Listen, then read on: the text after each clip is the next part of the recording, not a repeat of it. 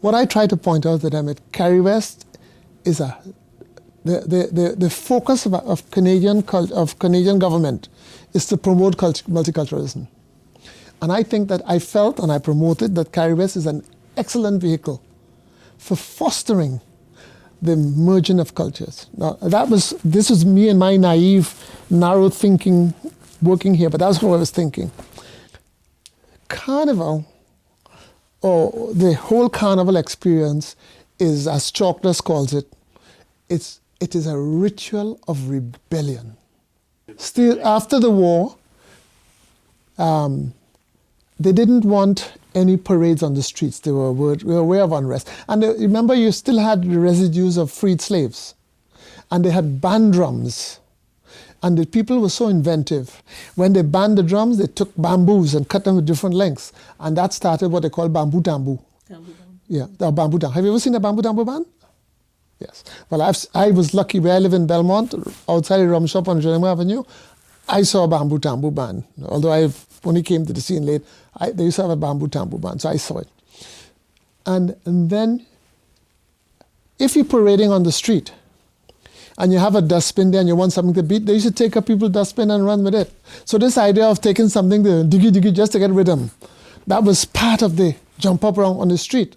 But what I discovered in the discussions, taking to the streets is an act of rebellion of trade unions. That is what I've learned in Connecticut.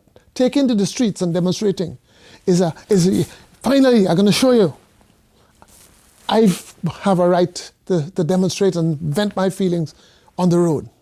So when you think of how Carnival came about, in the sense that Carnival as we know it in Trinidad, they mimicked their masters. They saw the masters used to have their costume balls.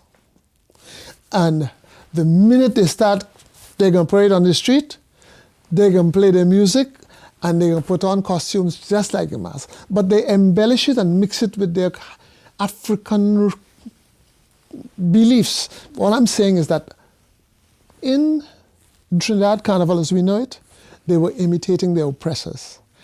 Why I can use the word oppressors is because while I was running Cariwest, I made friends with the people who run the German Carnival.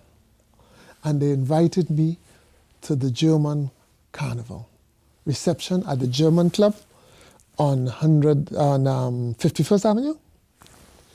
And when I saw what went down there, Donna, I could pick out all the pieces that are in our carnival, in the German Carnival. Now, the German Carnival is a carnival. It is a carnival like ours. But they were imitating their oppressors, which was the Prussian army. So you see all the women in these beautiful little bikinis, but they're wearing a jacket with half epaulets, like an army costume. So their emphasis is to take pieces of what their oppressors have wore or had and to wear it in their carnival. So I saw that. The next thing I shocked when it came out, a guy come out, he's a tongue crier, but what is he doing? He is talking about all the commerce, all the things that happen in the society during the past year off of this. I said, but as a Calypsonian, that's exactly what a Calypsonian does. But, so when I started to see all these pieces, it's funny how these little pieces that are present in the German Carnival, I could go and identify in the Trinidad Carnival.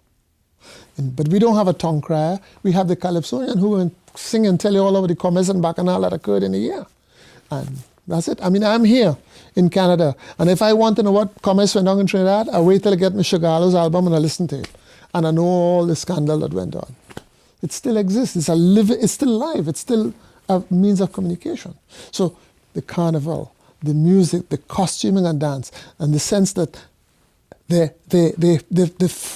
people who are oppressed always tend to parody their oppressors. That's basically what I saw Carnival.